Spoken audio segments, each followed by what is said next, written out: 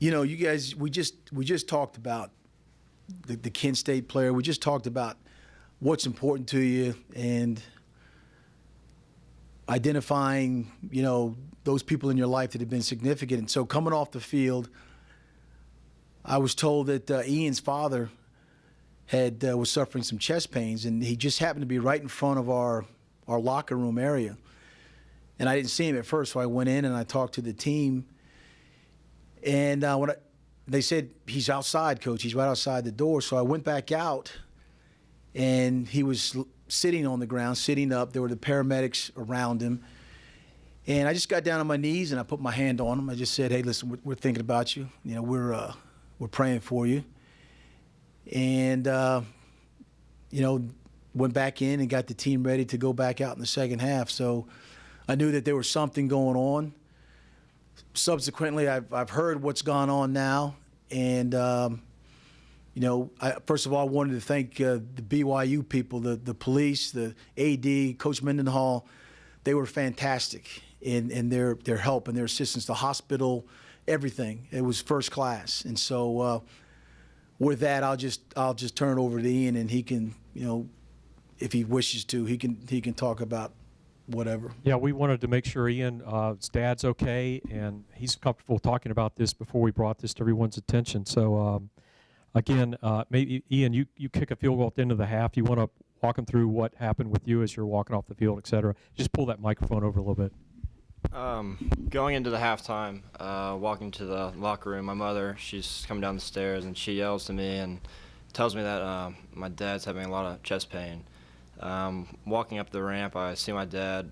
I go inside real quick, tell a couple of teammates, and they tell me to come back out. I go out, and I'm able to talk with my dad and kind of discuss what's going on with him and talk to the paramedics. And he keeps telling me to go inside, he'll be fine, and so does my mom. So after a few minutes with him, I go back inside, and I kind of sit there, talk with teammates, and kind of get my mind ready for the next half. So going out into the second half, my dad was no longer there. Jerry, he was talking to me on the sideline, telling me, keeping me up to date, letting me know that he was in the hospital. My mom was with him, that he was doing pretty good. Just sitting there on the sideline, it was tough, but I wanted to be there with my team, wanted to support them, do what I needed to do. And I was called out for a 46-yard field goal, and that was probably one of my hardest kicks I've ever had to do. Just knowing about my dad and what he was going through and having to perform still for the team. And I kicked it for him, and I was very pleased to see it went through and coming off on the sideline and going over to my teammates and having them around me, supporting me, keeping me my head up. It was an incredible experience, really it was, having the team there for me. And after the game, Coach London bringing us all together, saying a prayer for my dad, which really I appreciate so much. And then Jerry and the rest of the staff helped me out with the BYU police, escorting me to the hospital, bringing me to him, and it was a tremendous relief seeing my dad, that he was all right, that the procedure had gone well, and knowing that he was going to be safe. I was very pleased and surprised to see the AD from BYU come out there. He actually brought me a meal and, you know, talked to me and my mother and reassured us that it was all going to be good, and really our family appreciates that so much. And I guess the hospital and their staff out there, they were so kind and so helpful. We appreciate it so very much. So he had a heart attack? Yeah, my father suffered a heart attack. The 2 stents that he'd had previously put in approximately a year ago, they'd reclogged, and they went in and cleaned them back up. So when did you get back to, did you stay over then? Yeah, I stayed an extra night in Utah, flew out yesterday, but we were delayed so much that I had to stay a night in Atlanta, and that was tough, being away from my dad and my mom, and then knowing that he was still going through a little bit of stuff. And then I flew out this morning, got back here, and still stayed in contact, and he's doing better. So. And your dad's still there, correct? Yeah, my father and mother are still in Utah right now. Okay, so you saw him walking up the tunnel? The first time the first time I saw him, he was sitting down with the paramedics. They were working with him. He'd already had the procedure when you got to see him after Yeah, the procedure was already completed. He was laying back, actually watching college football, and he was quite upset that he'd missed the final kick that I had. He said it was. Going on the field to kick a field goal with this dad thing kind of, dominating your mindset? It was tough, I'm not going to lie, but I just relied on all the training and past experience I had and just told myself I had a job to do and I had to complete it. What was the procedure he had? He had 2 more stents put in? Or? No, they still just have 2 stents. I'm not exactly sure what the procedure was, but they just cleaned them out again. I know that there's not always stress his family and stuff like that. I know you got engaged in your house and stuff like that. How much does that help in a situation like that? To have some perspective. With his support, it's been great, and then with my fiance as well, she was there, keeping my head up. I actually messaged her before going out in the second half, and she said that he was going to be all right, and just keep your head up and keep your head in the game and do what you got to do, and then see him afterwards. Was she at the game? No, she was still in Charlottesville. What was the hospital? Do you recall? It was only 2 or 3 blocks away, correct? Yeah, I'm not. It was really close. I'll find it out. Mhm. Brandon, It's right there. Yeah. do you know what it is, Brandon? Utah Valley Regional Medical Center. What were your teammates? I mean, what were some of their reactions? Oh. Did they really believe that you were still being able to go out and play? I mean, I only told a few going into the second half. I only talked to Alec Vazenilek, Dylan Sims, and our long snapper. I talked to them. I didn't want to tell really anyone else. Kind of wanted to keep it to myself and a few guys, just let them know. And they're real helpful. They kept me up on the sidelines, told me to just, do my job and everything would be all right. And then at the end, when Coach London did bring it up to the team, everyone kind of embraced me, came around me, showed their support, and I really appreciate all that. And even after the game, and still to this day, they're still sending me messages, checking in, and making sure everything's going all right. has your dad gone to every game of your career? Yeah, he's been to every game, and he said he's never missed a kick, and so he was quite upset that he had, but he's looking forward to coming, if possible, to this upcoming game. Mike, you've had situations where your dad wasn't doing well and it was really difficult for you.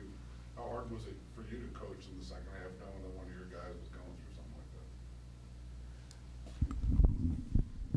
that? It is a tough part about having to deal with personal circumstances, but in the grand scheme of things, I'm also the head coach of a football team that has to play.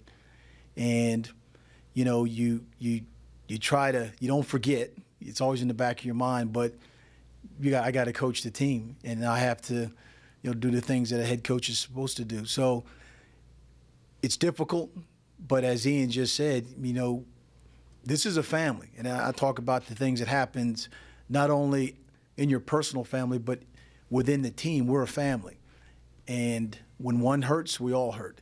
So this whole mindset of who do you play for, each player has to answer that individually. And in the end, that's what's most important, And Ian was the guy. His family was they were the family members that all of us need to rally around, and that was most important.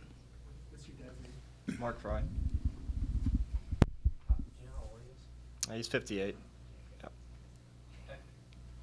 When you see him, I mean, what's going through your mind when you see your dad slumped over being tended to? I mean, what's your initial reaction? At first, I was shocked, very upset. Hopped over the railing, and checked on him, and he really wasn't talking. He was in so much pain and just overheating, out of breath, and it was disturbing really to see my dad like that. I've seen him like that one time before, and I knew it was a heart attack just the way he was acting. And seeing my mom, and she was on the phone and trying to talk to other people, but luckily we had a great staff there at BYU. They really helped us out, kept us calm and did the right thing, got him to the hospital real quick. So you had witnessed his first heart attack? Yeah. When and where was this, and how old were you? It was before last year's training camp, actually the day before. He had a heart attack before I was supposed to come back. And I had to carry him to the car, and we were on top of a mountain actually, and it was about a 45-minute drive down the mountain to get him to the hospital. Had you been hiking? It was a family retreat with friends. He was playing volleyball when it happened. So you were essentially his ambulance driver that day. Actually, my mother was. I drove behind in the other car. But Kicking can be such a mental thing a lot of the time. How important is this week of practice and, to kind of collect everything going into another game? yeah, I mean, he'll always be on my mind, but during practice and in the game, I'll have to try my hardest to block it out and, perform for him, perform for my family, perform for my team, and just do my best. A lot of times in tragic situations, sports is a thing for people to be able to actually get away from it. Were you ever able to, when you were playing, I mean, obviously that kick was huge for you, but were you ever able to kind of not really focus on what was going on to the hospital, maybe focus on the game that actually gave you a little break from that? Was there ever that moment for you? There were a few moments when the team was doing well and when I had the kick. He was always in the back of my mind, but it definitely helped get it off my mind. Was there any part of you that thought about just leaving at halftime with him in the hospital? A part of me did, but he immediately told me I needed to stay, as did my mom, and I knew it was the right thing to do. I knew that the paramedics as well as doctors would take care of him. Mike, was there any part of you that thought about telling Ian, go to the hospital? There was a part of me that thought that and wanted to leave that up to him, because whatever he wanted to do, I would support him 100%. And he chose to stay. And like you said, I mean, his parents, his father's been very much involved with Ian and kicking and this whole process with him. And it doesn't surprise me that he would say, listen, go back out there and play, kick, do well. Is your dad like a kicking guru, or is he just a father and a fan? Father and fan. He's somewhat of a statistician. He loves watching games. He loves keeping track of everyone in the nation and comparing me and letting me know when I'm not doing my best. But yeah, he loves kicking. He helps me out. He'll always be the first to critique if you see something wrong. How tall is he? He's 6'2". Yeah, he's not quite as tall. Okay. Where did he play growing up? He played a little bit of football when he was younger, just elementary school. He did kicking, and he was quarterback. And then he had played baseball through high school, and then soccer in college. You were soccer first, right? Mhm. Did he steer you in that direction at all, or to go to football, or is this like your? Yeah, he started me out in soccer at a real young age, but coming from a private school, going to a public school in high school, he wanted me to play football as a way to meet people and get into the school. Coach, what do you think it said to the rest of the team that Ian was willing to come back out, and not only that, but to play the way he did? Well, probably first and the utmost was, one, how's his father? Two, we support you in whatever decision that you make. And then three, he's like any other family member that you got to console. So they did that in their way. And as someone asked about, when you're in athletics, one of the best things to do is to play, because it occupies your mind for the most part for that moment. And in those, I can't speak to how he felt coming off on the sideline. It's not like a kicker plays every snap. So I'm quite sure there were things that were on his mind. But I tell you what, this guy performed in that game. And he is one of the best kickers in college football right now in my mind. And I think statistics even speak to that. And so for him to have with those things going on, with the support of his team, with the support of his family, then I think that's an awesome statement. It just speaks well of him, his family, this team, and how we feel about each other. Being one of the few who knew what must have been going through his mind when he kicked that 46-yard, when it went through the uprights, what went through your mind, and what did you say to him when he came to the side? You know what? I knew he'd probably say, "That's for you, Dad." What else did you say? What did you say to him? Actually, I didn't get a chance to see him until later on, because there was, a lot of guys hugging him and things like that, So, but like I said, it's he's got an incredible leg, and he's one of several bright spots on this year's team. just the situation last year, you know, who was the kicker? He and Alex.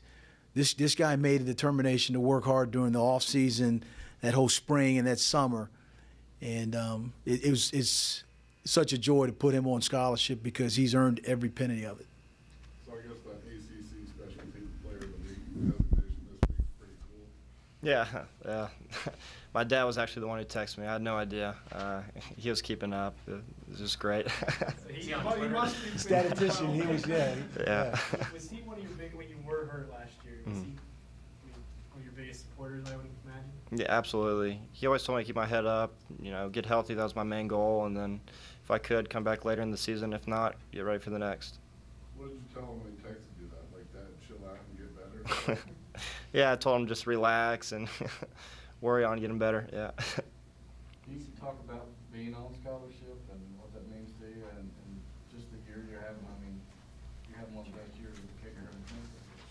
Yeah, being put on a scholarship, that was tremendous help to my family and I, and made me more determined than ever to do my very best and perform as I could for the University of Virginia.